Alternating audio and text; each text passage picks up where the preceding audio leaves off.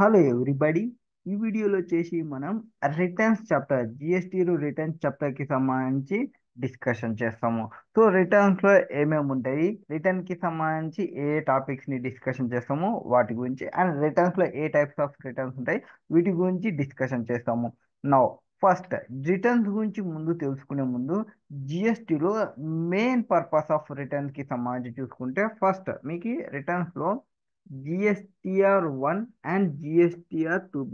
GSTR1, just a second, I will take another one. GSTR2B. So ఇవి రెండు main important first చూసుకోవాలి.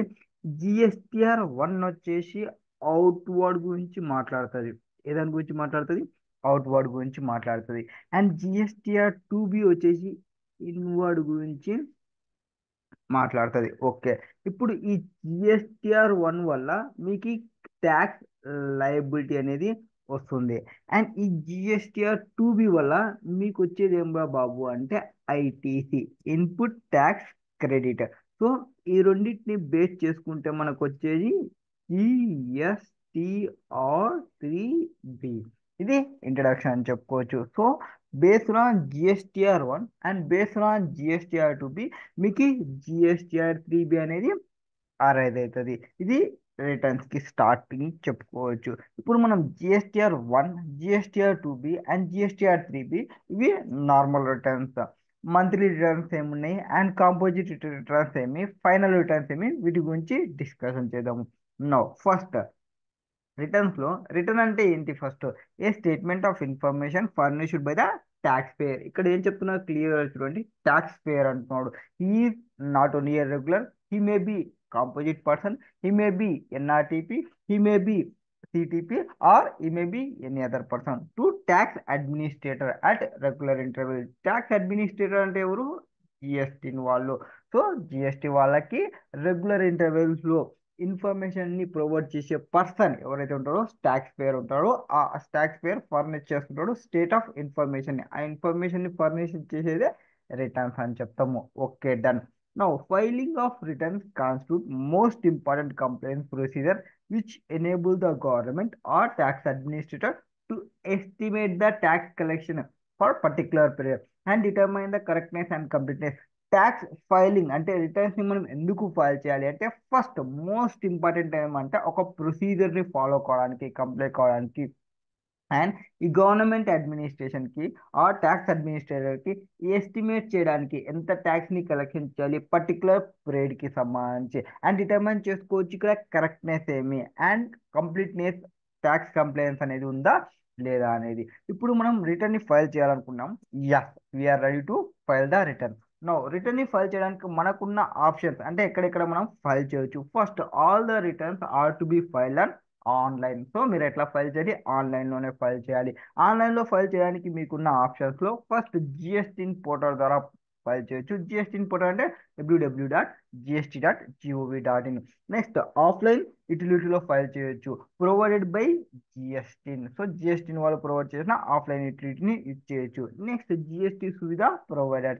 ఇది ప్రస్తుతానికి అంత వర్క్ లో లేదు జిఎస్టీ సువిధ ప్రొవైడర్స్ అంటే. Okay, now furnishing details of outward supplies. ఇక్కడ సెక్షన్ 37 డీల్ చేస్తుంది. అవుట్వర్డ్స్ అంటే జిఎస్టిఆర్ 1 గురించి డిస్కషన్ చేస్తాం. సో జిఎస్టిఆర్ 1 వచ్చేసి అవుట్వర్డ్ అని మనం ఇంట్రడక్షన్ లోనే చెప్పుకున్నాం. So outward supplies section 37 discussion చేస్తాయి. ఏం చెప్తుంది సెక్షన్ 37 అంటే? Who is required to furnish the details of outward supply.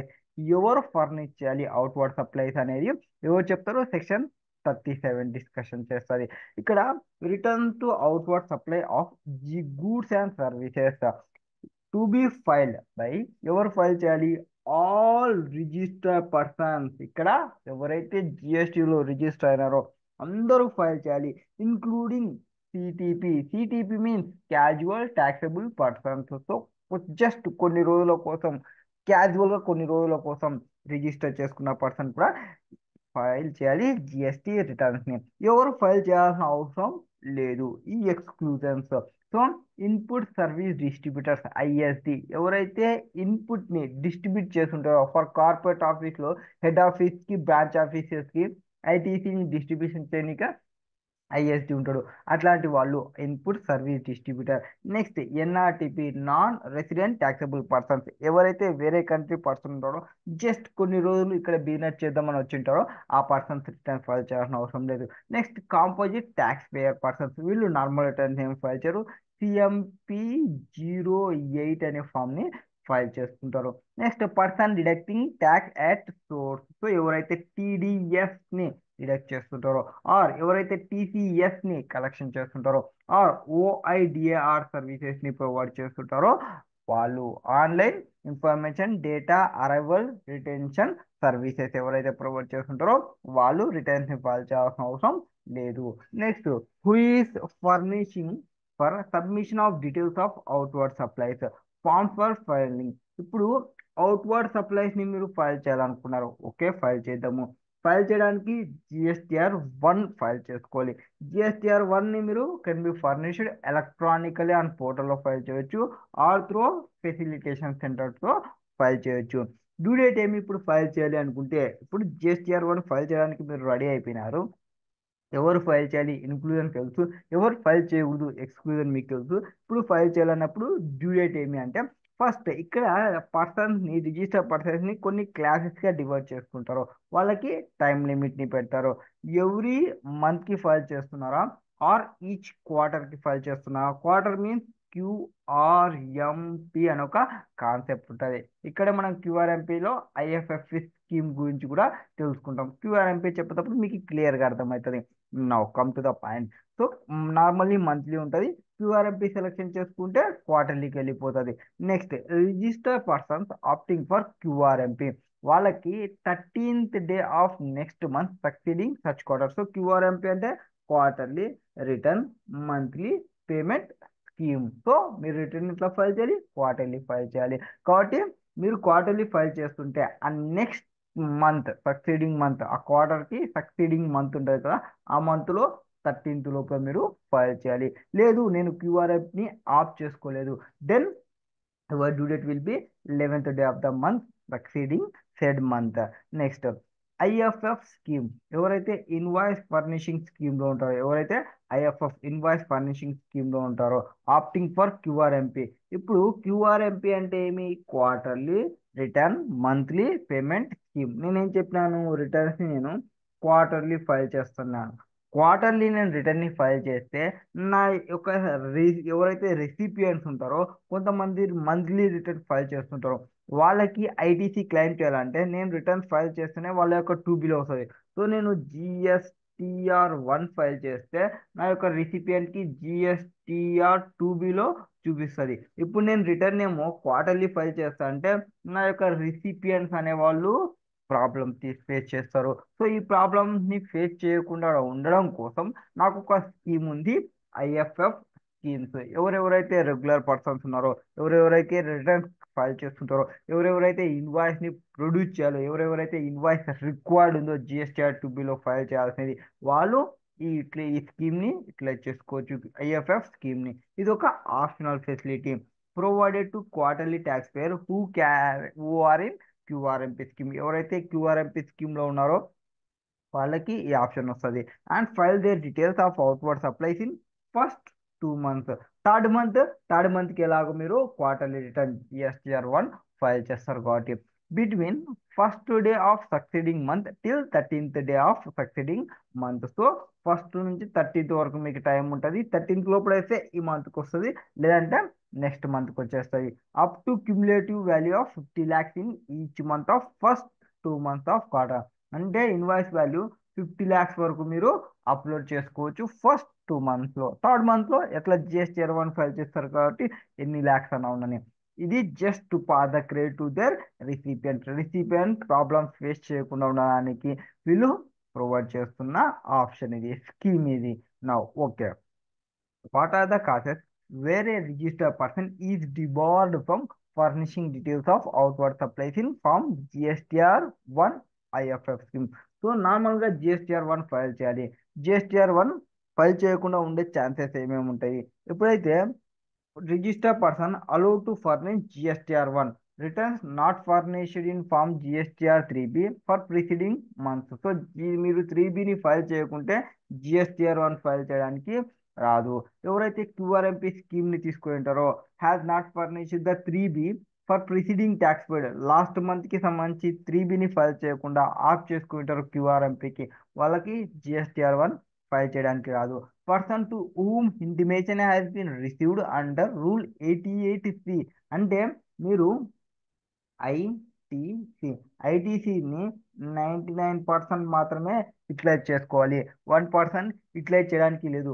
ఆ యొక్క రూల్లో మీరు అప్లికబిలిటీ ఉంది. సో అక్కడ మీరు కొంత అమౌంట్ అంటే 1% మీరు కన్ఫామ్గా క్యాష్లోనే ట్యాక్స్ పే చేయాలి.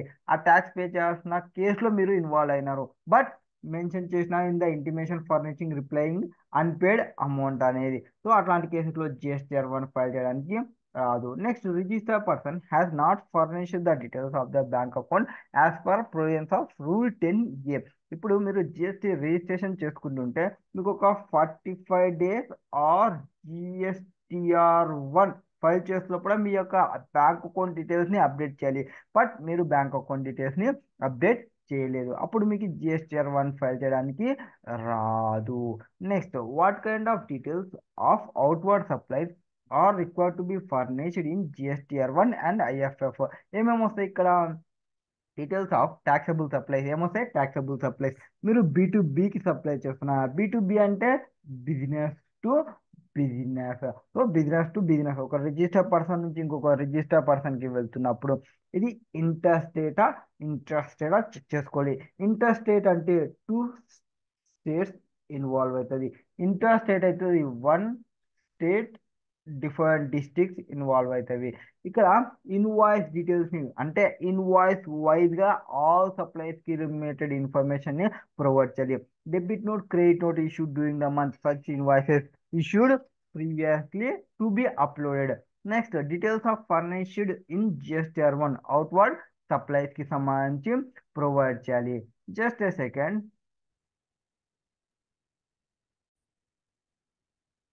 సో ఇక్కడ details to be furnished GSTR 1లో మనం ఏ డీటెయిల్స్ని ఫర్నిష్ చేస్తామనేది చూసుకుంటే, రిటర్న్స్కి సంబంధించి అవుట్వర్డ్ సప్లైస్ని ఫైల్ చేస్తున్నాం కాబట్టి అవుట్వర్డ్ సప్లైస్లో B2B సప్లైసా, B2C అంటే business to business or business to customer or business to consumer details provide చేయాలి.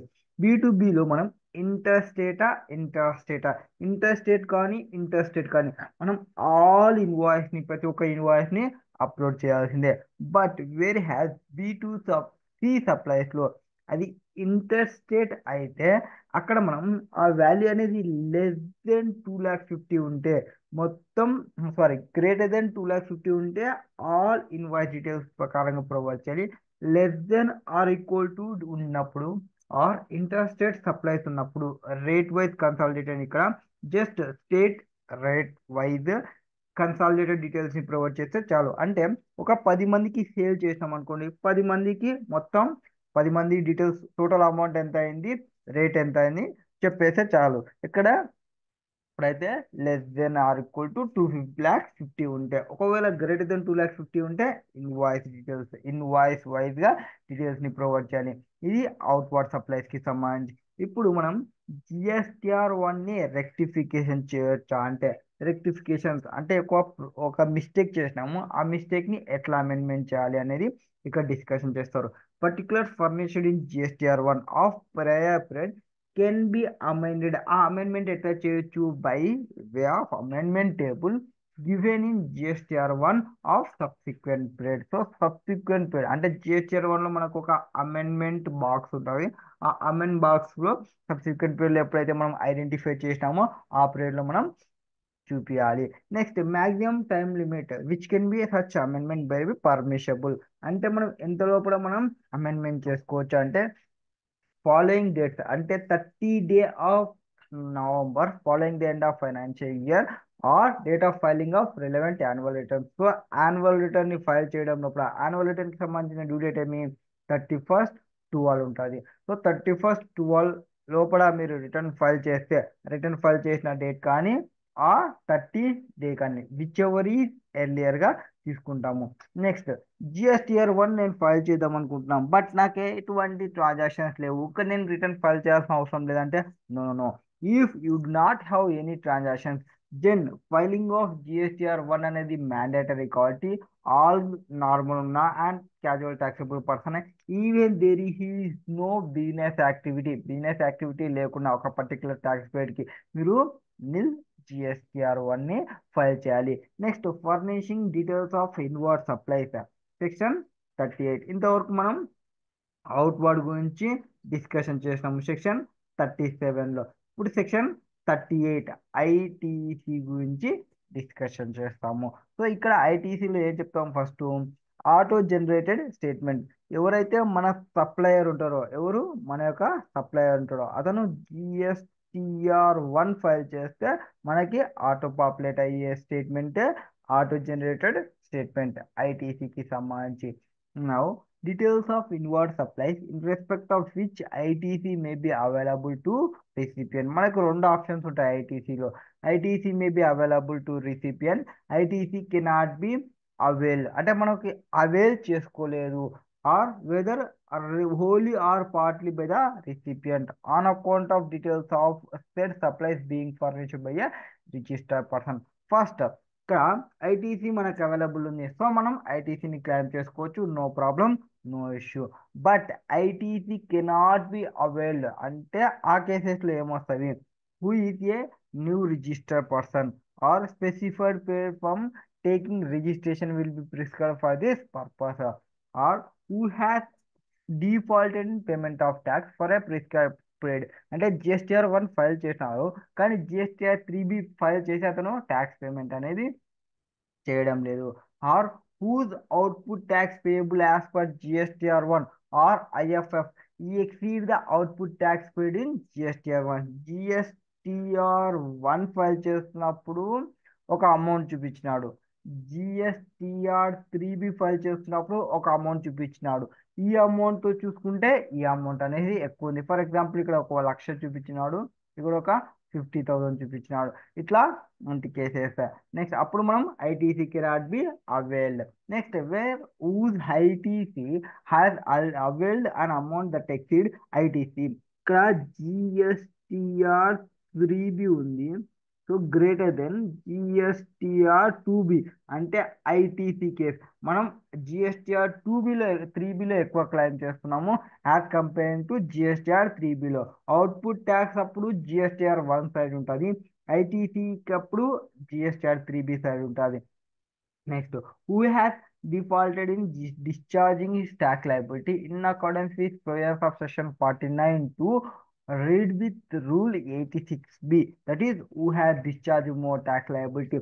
రూల్ 86B ఏం చెప్తుంది, మీకు 99% మీరు ఐటీసీని యూటిలైజ్ చేసుకోవచ్చు, 1% ఐటీసీ మీకు నాట్ అవైలబుల్, మీరు ఖచ్చితంగా క్యాష్లో పేమెంట్ చేయాల్సిందే, ట్యాక్స్ అమౌంట్ని పేమెంట్ చేయాల్సిందే అని చెప్పేదే rule 86B. Are other specified పర్సన్స్కి ఐటీసీని అవైల్ చేసుకోవడానికి రాదు. Next form and manner of ascertaining details of inward supplies GSTR 2A, GSTR 2B. ఇప్పుడు GSTR 2A ఏమి, దాని ఫీచర్స్ ఏమి అంటే ఫస్ట్ ఇది ఒక system generated just read only అంటే మనం ఏమి ఎడిట్ చేయడానికి రాదు, ఎడిట్ పాసిబిలిటీ అనేది ఉండదు. నెక్స్ట్ ఇది ఒక updated on real time basis, మన యొక్క రియల్ టైమ్ బేసిస్లో ఇది అప్డేట్ అవుతూ ఉంటుంది, అయితేనే ఉంటుంది. Next reflect details of invoice furnished by non resident NRTP ఎవరైతే ఉంటాడో invoice furnished in form GSTR 5. Next reflect details of invoice furnished by ISD. So ISD file చేసినది ఇక్కడ వచ్చేస్తుంది, టీడీఎస్ వాళ్ళు ఫైల్ చేసినవి వస్తాయి, టీసీఎస్ వాళ్ళు ఫైల్ చేసినవి వస్తాయి, ఇది అప్డేట్ అవుతూనే ఉంటుంది GSTR 2A. Next GSTR 2B ఏమంటే ఎప్పటికప్పుడు అప్డేట్ అవుతున్నప్పటికీ but only available in once a month. దీనిలాగా ఎప్పుడు అప్డేట్ చేసినా అప్డేట్ కాదు, అంటే రియల్ టైం బేసిస్లో మనం ఈ రోజు అప్డేట్ చేసి అప్డేట్ అవుతుంది, నెక్స్ట్ మంత్ అప్డేట్ చేస్తే నెక్స్ట్ మంత్ అప్డేట్ అవుతుంది, నెక్స్ట్ మంత్ అప్డేట్ చేస్తే నెక్స్ట్ మంత్ అవుతుంది. బట్ ఇక్కడ only available once in a month. ఈ ఫీచర్ అనేది సేమ్ ఎలిజిబుల్ ఫర్ ఐటీసీ. మీరు జిఎస్టిఆర్ 3బిలో మీరు ఐటీసీని క్లెయిమ్ చేయాలంటే బేస్డ్ ఆన్ జిఎస్టిఆర్ 2బితోనే కంపేర్ చేసుకోవాలి. నెక్స్ట్ ఇది ఒక స్టాటిక్ స్టేట్మెంట్ అనుకోవచ్చు. Reflect details of outward supplies furnished in GSTR 1, 5 and 6. అదే ఐఎస్డికి సంబంధించి ఇది నాన్ రెసిడెంట్ వాళ్ళు అయినా కానీ ఐఎస్డి వాళ్ళు ఫర్నిష్ చేసినా కూడా డీటెయిల్స్ అనేది వస్తుంది. Next outward supplies furnished by supplier who has opted for QRMP scheme in GSTR 1 and using. So క్యూఆర్ఎంపీలో ప్రొవైడ్ చేసిన వస్తుంది, ఐఎఫ్ఎఫ్ స్కీమ్లో ఇన్వాయిస్ చేసిన అప్లోడ్ చేసినా ఇక్కడ వచ్చేస్తుంది. Reflect details of IGST paid and import of goods bought into DTFM H unit developer. Special economic జోన్లో ఉన్నారు ఆ direct tax, sorry, domestic tariff, domestic tariff, a for I don't know. Next, furnishing returns under GST under section 39. అంటే ఇక్కడ మనం GSTR 3బి అనుకోవచ్చు, GSTR 4 అనుకోవచ్చు, GSTR 5 అనుకోవచ్చు, GSTR 7 అనుకోవచ్చు. ఫస్ట్ మనం we're started with outward tax liability GSTR 1 గురించి discussion చేస్తాము సెక్షన్ 37లో. నెక్స్ట్ సెక్షన్ 38లో ఐటీసీ గురించి, జిఎస్టిఆర్ 2A 2B గురించి, 39లో రిటర్న్స్ గురించి డిస్కషన్ చేస్తాము. రిటర్న్స్లో 3బి ఉంటుంది, 4 ఉంటుంది, 5 ఉంటుంది, 7 ఉంటుంది. ఇక్కడ ఎక్స్క్లూడ్ చేసినది ఏవి? Input service distributor, non resident taxable person, composite tax payer, person deducting tax at sources, person collecting tax at source, supplier of OIDR services located in GSTR 3B. So online ఎవరైతే ఉంటారో వాళ్ళు. అంటే ఇక్కడ ఏం చెప్తున్నాము, అందరూ రిటర్న్స్ని ఫైల్ చేయాలి, GST రిటర్న్స్ని. But వీళ్ళు ఫైల్ చేయాల్సిన అవసరం లేదు, వీళ్ళు రిటర్న్స్ని ఫైల్ చేయాల్సిన అవసరం లేదు. అది ఆ రిటర్న్స్కి సంబంధించి. నెక్స్ట్ ఇక్కడ డ్యూ డేట్స్ ఏమి ఫర్ ఫర్నిషింగ్ జిఎస్టిఆర్ 3బి. 3బిని ఫైల్ చేయడానికి డ్యూ డేట్స్ వచ్చేసి మంత్లీ సెలెక్షన్ చేసుకున్నారా ఆర్ క్వార్టర్లీ సెలెక్షన్ చేసుకున్నారా, డ్యూ డేట్ దాని బేస్ ఉంటుంది. ఇప్పుడు మీరు మంత్లీ సెలెక్షన్ చేసుకుంటే బిఫోర్ 20 లోపల మీరు, అంటే సక్సీడింగ్ మంత్లో 20 లోపల మీరు ఫైల్ చేయాలి జిఎస్టిఆర్ 3బిని. ఆర్ క్వార్టర్లీ రిటర్న్ని సెలెక్ట్ చేస్తున్నారు బిఫోర్ 22nd ఆర్ 24. 22ndకి కొన్ని స్టేట్స్ ఉంటాయి, 24కి కొన్ని స్టేట్స్ ఉంటాయి, సక్సీడింగ్ ఆఫ్ దట్ కేస్కి, ఏ ఆ క్యూఆర్ఎంపీలో స్కీమ్కి. ఇక్కడ క్యూఆర్ఎంపీ అంటే ఆ క్యూఆర్ఎంపీ స్కీమ్ని మీరు సెలెక్షన్ చేసుకోవడానికి ఇది ఒక ఆప్షనల్ స్కీమ్, అంటే మ్యాండేటరీ కాదు. Quarterly return, monthly payment scheme ఎవరెవరు సెలెక్షన్ చేసుకోవచ్చు క్యూఆర్ఎంపీ అంటే ఎవరైతే ట్యాక్స్ పేయర్ వాళ్ళ యొక్క aggregate turnover up to 5 crores ఉంటుందో ఇన్ ద ప్రిసీడింగ్ ఫైనాన్షియల్ ఇయర్లో. అండ్ ఇందులో కండిషన్ ఏమంటే ట్యాక్స్ పేయర్ ఎవరైతే ఆఫ్ చేసుకోవాలంటారో మస్ట్ ఫైల్ చేయాలి లాస్ట్ రిటర్న్స్ని have due on the date exercising such options. So ఎప్పుడైతే ఎక్సైజ్ చేసుకుంటున్నామో లాస్ట్ రిటర్న్స్ అతను ఫైల్ చేయాలి. Next manner of excising option, tax payer can opt in for any quarter for first day of second month of preceding quarter to the last day of first month of quarter for which opting being excited. ఇక్కడ ఏం చెప్తున్నా అంటే మీరు ఏ క్వార్టర్లో అయినా selection చేసుకోవాలనుకుంటే, ఏ క్వార్టర్లో అయినా సెలెక్ట్ చేసుకోవాలంటే first day of second month, preceding మంత్లో అంటే మిడ్ మంత్లో ఫస్ట్ డేకి మీరు సెలెక్షన్ చేసుకుంటే, or to last day of first month to the quarter for the which option, మీరు ఆప్షన్ని సెలెక్షన్ చేసుకోవచ్చు. నెక్స్ట్ వ్యాలిడిటీ అంటే ఈ ఆప్షన్ మీరు వన్స్ ఎక్సైజ్ చేసుకుంటే tax payer is not required to exercise their option every quarter. ఒకసారి opt చేసుకున్నామంటే opt-in కావాలనుకుంటే ఆప్టిన్, ఆప్ట్అవుట్ కావాలనుకుంటే ఆప్టిన్ కానీ ఆప్ట్అవుట్ కానీ ఒకసారి చేసుకుంటే ఈ ఆప్షన్ అనేది కంటిన్యూ అవుతుంటుంది. అన్లెస్ అదర్వైజ్ మీరు రివర్స్ చేసుకుంటే అని ఆప్టిన్ చేసుకున్నారు, మళ్ళీ ఆప్ట్అవుట్ కావాలనుకుంటే మీరే చేయాలి, ఆప్ట్అవుట్ నుంచి ఆప్టిన్ కావాలనుకుంటే మీరే చేసుకోవాలి. నెక్స్ట్ ఇక్కడ ఈ క్యూఆర్ఎంపీ స్కీమ్ అనేది, సారీ క్యూఆర్ఎంపీ స్కీమ్ ఈ పాయింట్ ఇంపార్టెంట్. క్యూఆర్ఎంపీ స్కీమ్లో ఏం చెప్తారంటే జిఎస్టీని వైజ్ మీరు చేసుకోవచ్చు. అంటే a person can avail QRMP scheme option for some GST and some other. For example మీకు ఇప్పుడు కాంపోజిషన్ ఉంది ఆర్ కొన్ని రెగ్యులర్ ఉంది. మీరు కాంపోజిషన్ రెగ్యులర్ సెలెక్షన్ చేసుకోవాలంటే అన్నిటికీ ఒకటే సెలెక్షన్ చేసుకోవాల్సి వస్తుంది. బట్ క్యూఆర్ఎంపి కొన్నిటికి క్యూఆర్ఎంపి సెలెక్షన్ చేసుకోవచ్చు, కొన్నిటికి మంత్లీ సెలెక్షన్ చేసుకోవచ్చు. No problem. అర్థమైందా? నౌ నెక్స్ట్ జిఎస్టిఆర్ వన్లో ఇక్కడ పర్సన్స్ ఎవరైతే ఆప్టింగ్ అవుట్ క్యూఆర్ఎంపి పోతుంటారో, ఎవరెవరు ఆప్టింగ్ అవుట్ కావాలంటే వాళ్ళ యొక్క aggregate turn over exceeding 5 crores in financial. So current financial ఇయర్లో నేను రిటర్న్స్ చేస్తున్నప్పుడు నా టర్న్ ఓవర్ 5 crores ఎక్సీడ్ అయితే నేను క్యూఆర్ఎంపి స్కీమ్ నుంచి బయటకు వచ్చేయాలి. Next availability of facility of opting out QRMP scheme for quarter available from first day of second month of preceding quarter, last day of first month of quarter. So ఆ date లోపల మీరు opt out కావాలి. Next GSTR 3B అంటే ఖచ్చితంగా file చేయాల్సిన return. ఒకవేళ నాకు transactions లేవు, మ్యాండేటరీ రిటర్న్ కాబట్టి ట్రాన్సాక్షన్స్ ఏం లేకుంటే నిల్ జిఎస్టిఆర్ 3Bని ఫైల్ చేయాలి. Next form GSTR 4 and GST CMP 08. ఇది ఎవరికి? కాంపోజిట్ డీలర్స్కి సంబంధించి. ఈ కాంపోజిట్ సప్లయర్ ఎవరైతే ఉంటారో వాళ్ళు ఫైల్ చేయాలి రిటర్న్ని GSTR 4 yearly and is required to pay the tax quarterly in the form of GST CMP 08 లో ఫైల్ చేసుకుంటారు. జిఎస్టిఆర్ 4 అంటే ఇయర్లీ రిటర్న్ అంటే యాన్యువల్ రిటర్న్ అని చెప్పొచ్చు. ఇక్కడ ఏముంటుంది? Invoice wise inward supplies, consolidation of outward supplies ఉంటాయి. ఫ్రీక్వెన్సీ వచ్చేసి ఇయర్లీ ఉంటుంది. డ్యూ డేట్ వచ్చేసి 13th day of April following month అంటే నెక్స్ట్ ఇయర్లో 30 లోపల మీరు యాన్యువల్ రిటర్న్ ఫైల్ చేయాలి ఎవరైతే కాంపోజిట్ ట్యాక్స్ పేయర్స్ ఉంటారో. CMP 08 ఇది క్వార్టర్లీ పేమెంట్ అంటే వాళ్ళకి రిటర్న్స్ ఏముండదు కాబట్టి పేమెంట్ ఒకటి చేయాల్సి వస్తుంది. 1% ఆన్ టర్న్ ఓవర్ పైన చేస్తుంటారు కాబట్టి సెల్ఫ్ అసెట్ చేసుకోవాలి. క్వార్టర్లీ 18th డేట్ లోపల చూసుకోవాలి. సో ఇక్కడ మీకు వచ్చిన CMP 08కి 18, 3Bకి 20, నార్మల్ వాళ్ళ అయితే క్యూఆర్ఎఫ్పిలో ఉన్న వాళ్ళకి 22, 24కి సంబంధించి. అదే జిఎస్టిఆర్ 1 వాళ్ళైతే నార్మల్గా అయితే 11, క్యూఆర్ఎంపీలో ఉంటే 13. ఇట్లా డ్యూ డేట్స్ అనేవి ఉంటాయి. సో జిఎస్టీ అని మీరు ప్రాపర్గా నేర్చుకుంటే ఎవ్రీ మంత్ మీకు వర్క్ అనేది ఫ్లెడ్జ్డ్గా ఉంటుంది. సో 11th వర్క్ ఉంది, 13th వర్క్ ఉంది, 20కి వర్క్ ఉంది, 22nd వర్క్ ఉంది, 24కి వర్క్ ఉంది. మంత్ అయిపోతే అన్ని ట్రాన్సాక్షన్ తీసుకోవడం, మంత్ ఎండ్ అయిపోయిన తర్వాత నెక్స్ట్ మంత్కి బ్యాంక్ స్టేట్మెంట్స్ వేసుకోవడం, ఇయర్లీ అయిపోతేనే యాన్యువల్ రిటర్న్స్ ఫైల్ చేయడము. సో జిఎస్టీలో వర్క్ ఎక్కువ ఉంది. సో జిఎస్టీ మీరు ప్రాపర్గా నేర్చుకుంటే యూ క్యాన్ సర్వైవ్.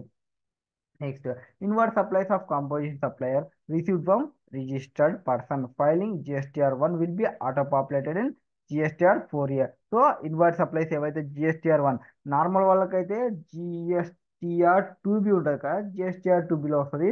కాంపోజిట్ వాళ్ళకి GSTR 4 ఇయర్లో ఆటో పాపులేట్ అవుతుంది. And following filing of nil GST GMP 08 is mandatory for all tax payer who have operated composite tax payers. ఒకవేళ బిజినెస్ ట్రాన్సాక్షన్స్ ఏం లేకుంటే నిల్గా ఫైల్ చేయాలి CMP 08ని. Next GSTR 5 for non resident NRTP ఎవరైతే ఉంటారో NRTP ఎవరైతే ఉంటాడో ఆ పర్సన్కి సంబంధించి డిస్కషన్ చేస్తున్నాము. ఆ ఎన్ఆర్టీపీ ఎవరైతే పర్సన్ ఉంటాడో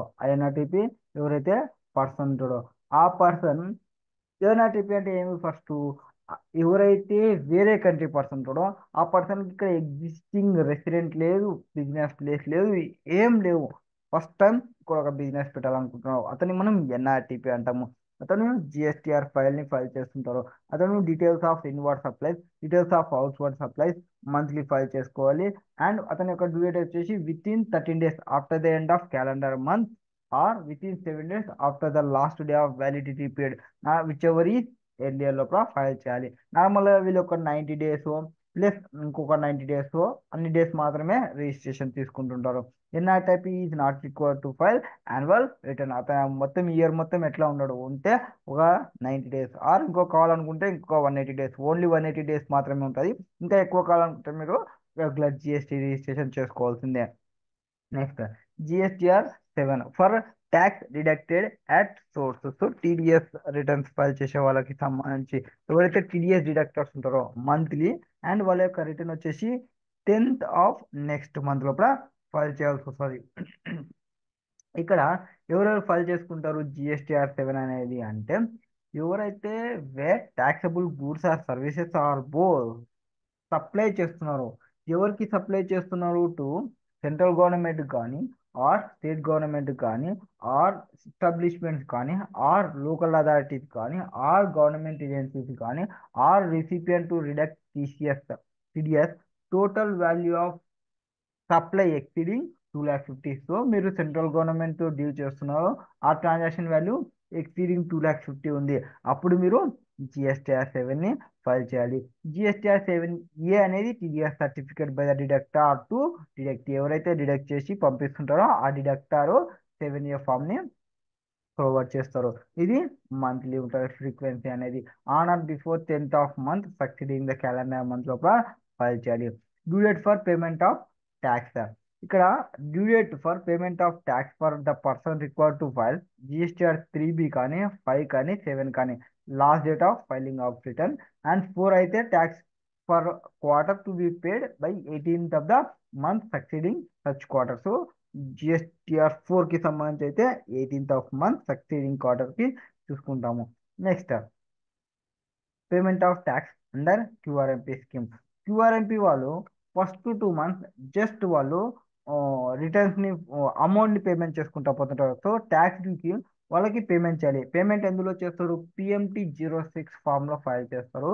అండ్ 25th లోపల వాళ్ళు పేమెంట్ చేయాలి. ఇక్కడ పేమెంట్ చేయడానికి వాళ్ళకి 2 మెథడ్స్ ఉంటాయి. ఒక మెథడ్ వచ్చేసి ఫిక్స్డ్ సమ్ మెథడ్, ఇంకోటి వచ్చి సెల్ఫ్ అసెస్మెంట్ మెథడ్. ఇక్కడ ఫిక్స్డ్గా మీరు 2 monthsకి ఒకటే అమౌంట్ పే చేయండి, థర్డ్ మంత్కి actual amount and difference amount ఎంత ఉంటుందో ఆ డిఫరెంట్ అమౌంట్ని పేమెంట్ చేయండి. సెల్ఫ్ అసెస్మెంట్ మెథడ్లో బేస్డ్ ఆన్ ప్రీవియస్ క్వార్టర్ని బేస్ చేసుకొని ఉంటుంది. ఇక్కడ చూడండి, ఇక్కడ ఇచ్చినాడు. ఫస్ట్ మెథడ్ ఫిక్స్డ్ సమ్ మెథడ్లో pay tax due in each of the first 2 months of the quarter. ఎంత? 35% of the tax paid in cash in the return of for the preceding quarter wear the return was furnished quarterly. So మీరు return quarterly furnish చేస్తుంటే ఆ previous ఇయర్లో ఎంతైతే tax pay చేసింటారో ఆ tax pay చేసిన దాంట్లో 35% pay చేయండి. అండ్ ఆ అమౌంట్ని మీరు తీసుకుపోయి ఏం చేయాలి? PMT-06లో 25th లోపల మీరు పేమెంట్ చేయాలి. Tax liability paid in cash return for the last month for the immediately preceding quarter where return was furnished monthly. Next monthly tax payment through this method would not be available to those registered person who have not furnished the return for complete tax paid preceding such month. So properగా return complete tax పేకి సంబంధించి ఎవరైతే monthly tax payment scheme అనేది రాదు, ఎవరికి who'd not avail to register person not furnish the returns, ఎవరైతే furnish చేయలేదో complete tax పేడ్కి సంబంధించి వాళ్ళకి రాదు. నెక్స్ట్ ఇంకొక మెథడ్ ఏమన్నాం? సెల్ఫ్ అసెస్ మెథడ్ అన్నాము. సెల్ఫ్ అసెస్ మెథడ్లో ఏమి అంటే ట్యాక్స్ పేయరు అతను ఓన్గా క్యాలిక్యులేషన్ చేయడం, ఇన్వర్డ్స్ ఏమి, అవుట్వర్డ్స్ ఏమి, సప్లైస్ ఏమి, ఓన్లీ PMT-06 ఫామ్లో ఫైల్ చేసుకుంటా ఉండి రిటర్న్ వచ్చేసి క్వార్టర్లీ ఫైల్ చేస్తారు. దీనివల్ల బెనిఫిట్ ఏమంటే నార్మల్గా GSTR-1 12 రిటర్న్స్ ఫైల్ చేయాలి, GSTR-2B 12 రిటర్న్స్ని ఫైల్ చేయాలి. But when it comes to QRMP స్కీమ్ని తీసుకుంటే మీరు జస్ట్ ఒక 4 రిటర్న్స్ని ఫైల్ చేసుకుంటా పోతారు. అండ్ పేమెంట్కి సంబంధించి 12 monthsకి పేమెంట్ అయిపోతూనే ఉంటుంది. Next applicability of interest. Section 50లో మనం ఇంట్రెస్ట్ పేమెంట్ చేయాలని చెప్తాము. సెక్షన్ 50 ఏం చెప్తారంటే where auto calculated fixed sum amount for first 2 months of quarter he's paid by due date. ఇక్కడ మీరు ఫిక్స్డ్ సమ్ మెథడ్ని కానీ సెలెక్షన్ చేసుకుంటే మీకు ఒక బెనిఫిట్ ఉంటుంది. ఏమది? ఇంట్రెస్ట్ అనేది లెవీ చేయరు. ఈవెన్తో అమౌంట్ అనేది యాక్చువల్ అమౌంట్ అనేది హయ్యర్గా వచ్చిన ఫస్ట్ 2 monthsలో మీరు తక్కువ పేమెంట్ చేసినా లాస్ట్ క్వార్టర్కి ఎక్కువ అమౌంట్ వచ్చినా మీకు ఎటువంటి ఇంట్రెస్ట్ అనేది ఉండదు. అండ్ ఈ GSTR-3B of the quarter is filed by the due date. ఎప్పుడు? విత్ ఇన్ డ్యూ డేట్ లోపల ఫైల్ చేస్తే. ఒకవేళ when the tax payer monthly payment beyond due date తర్వాత పేమెంట్ చేస్తే ఇంట్రెస్ట్ అనేది పే చేయాల్సి వస్తుంది furnishing of PMT-06 till date of making payment వరకు. And where form GSTR-3B is furnished beyond due date interest payable has per section 50 ప్రకారంగా interest payment చేయాలి. ఒకవేళ self assess method తీసుకొచ్చేసుకుంటే మొత్తానికి ఇంట్రెస్ట్ పేమెంట్ అనేది చేయాలి. సో ఫస్ట్ మంత్లో ఒకవేళ తక్కువ పేమెంట్ చేసినా, సెకండ్ మంత్లో ఒకవేళ తక్కువ పేమెంట్ చేసినా వాటికి సంబంధించి కూడా ఇంట్రెస్ట్ అనేది పేమెంట్ చేయాలి. Tax payer or part thereof remains unpaid or paid beyond due date for first 2 months of the క్వార్టర్కి సంబంధించి. Rectification of errors or omission, మనకి రివిజన్ ఆఫ్ రిటర్న్స్ చేయడానికి రాదు. రెక్టిఫికేషన్ చేసుకోవచ్చా? Yes, we can rectify the return. ఎట్లా అంటే maximum time limit ఏమి for rectification కి 13th day of November of next financial year, actual date of filing of annual return whichever is earlier. So మీరు 13 November లోపల are annual return file చేసే లోపల మీరు rectify చేసుకోండి. బట్ ఆల్రెడీ ఆ problem అనేది స్క్రూటినీలో దొరికింది, ఆర్ ఆడిట్లో దొరికింది, ఆర్ ఇన్స్పెక్షన్లో దొరికింది, ఆర్ ఎన్ఫోర్స్మెంట్ వాళ్ళు పట్టుకున్నారు, అప్పుడు మీకు రెక్టిఫికేషన్ చేసుకోవడానికి not lovable. Next other returns. Other returns లో ఫస్ట్ రిటర్న్ అంటే జిఎస్టిఆర్ 10 డిస్కషన్ చేస్తుంది. ఎవరైతే పర్సన్ ఉంటారో వాళ్ళ యొక్క ఎఫెక్టివ్ డేట్ ఆఫ్ రిజిస్ట్రేషన్ చేసేటప్పుడు, అంటే register person to declare outward supplies in the period date between the date on which become liable to register till date of which registration has been granted. మీరు register liability వచ్చింది, with in 30 days లోపల మీరు registration తీసుకుంటే effective date అనేది from date of liability వస్తుంది. So from date of liability నుంచి మీకు registration certificate వచ్చినంత వరకు ఆ డేట్కి సంబంధించిన రిటర్న్స్ మీరు ఫైల్ చేయాలి ఫస్ట్ రిటర్న్స్లో. Next GSTR 8 statement of tax collection at source. టీసీఎస్కి సంబంధించి ఈ కామర్స్ ఆపరేటర్ వాళ్ళు depicting the supplies through it filed by e commerce supplier వాళ్ళు, అండ్ వాళ్ళ యొక్క డ్యూ డేట్ ఏమి 10th of next month. Next final return GSTR 10. Taxable person ఎవరైతే register అవుతుంటారో వాళ్ళు క్యాన్సిలేషన్ చేసుకుంటున్నారో వాళ్ళ యొక్క జిఎస్టి రిజిస్ట్రేషన్స్ ని within 3 months of the date of cancellation are ఆ date of order of cancellation which ever ఈ లేటర్. సో క్యాన్సిల్ అయిపోయినాక విత్ ఇన్ 3 months లోపల ఆర్ మీకు డేట్ ఆర్డర్ వచ్చింది మీరు క్యాన్సిల్ చేసేయండి అని, అట్లాంటి లోపల మీరు విచ్ ఎవర్ ఈజ్ లేటర్ లోపల మీరు ఫైనల్ రిటర్న్ ని ఫైల్ చేయాలి. Next annual return and annual statements. ఇక్కడ యాన్యువల్ రిటర్న్ ని యాన్యువల్ స్టేట్మెంట్స్ ని furnished by all register persons. ఎవరు? ఆల్ రిటర్న్ యాన్యువల్ రిటర్న్ అందరూ ఫైల్ చేయాలి. బట్ ఎక్స్క్లూడింగ్ సిటిపి వాళ్ళు ఫైల్ చేయాల్సిన అవసరం లేదు, ఐఎస్డి వాళ్ళు ఫైల్ చేయాల్సిన అవసరం లేదు, ఎన్ఆర్టిపి వాళ్ళు ఫైల్ చేయాల్సిన అవసరం లేదు, టిడిఎస్ వాళ్ళు ఫైల్ చేయాల్సిన అవసరం లేదు, టీసీఎస్ వాళ్ళు ఫైల్ చేయాల్సిన అవసరం లేదు. ఏది ఇది యాన్యువల్ రిటర్న్. యాన్యువల్ రిటర్న్ లో మనకి ఏమేమి ఉంటుంది? జిఎస్టిఆర్ 9 ఉంటుంది, జిఎస్టిఆర్ 9ఏ ఉంటుంది ఫర్ కాంపోజిట్ ట్యాక్స్ పేర్ కి, జిఎస్టిఆర్ 9B ఉంటుంది ఈసీఓ, బట్ ఇది ఇంకా నోటిఫై చేయలేదు. ఇవి యాన్యువల్ రిటర్న్స్. దీంతో పాటు మనం అడిషనల్ ఏమి ఇస్తామంటే రికన్సిలేషన్ స్టేట్మెంట్ అంటే 9C, GSTR 9C. All register person are required to file the furnish the statement along with annual return. So పైన ఫైల్ చేసే 9తో పాటు ప్లస్ 9Cని కూడా ఫైల్ చేయాలి ఎప్పుడైతే మన యొక్క aggregate turn over exceeding 5 crores ఉంటే. నెక్స్ట్ ఇక్కడ ఎవరెవరిని ఎక్స్క్లూడ్ చేస్తారు మళ్ళీ అంటే సిటిపి వాళ్ళని, ఐఎస్డి వాళ్ళని, ఎన్ఆర్టీపీని, టీడీఎస్ వాళ్ళని, టీసీఎస్ వాళ్ళని మనం ఎక్స్క్లూడ్ చేసుకుంటాము. And details of inward supplies of person having UIN. ఎవరైతే యునైటెడ్ యూనిక్ ఐడెంటిఫికేషన్ నెంబర్ ఉంటుంది, ఏముంటుంది? యూనిక్ ఐడెంటిఫికేషన్ నెంబర్ ఉంటుందో వాళ్ళు జిఎస్టిఆర్ 11ని ఫైల్ చేసుకుంటారు.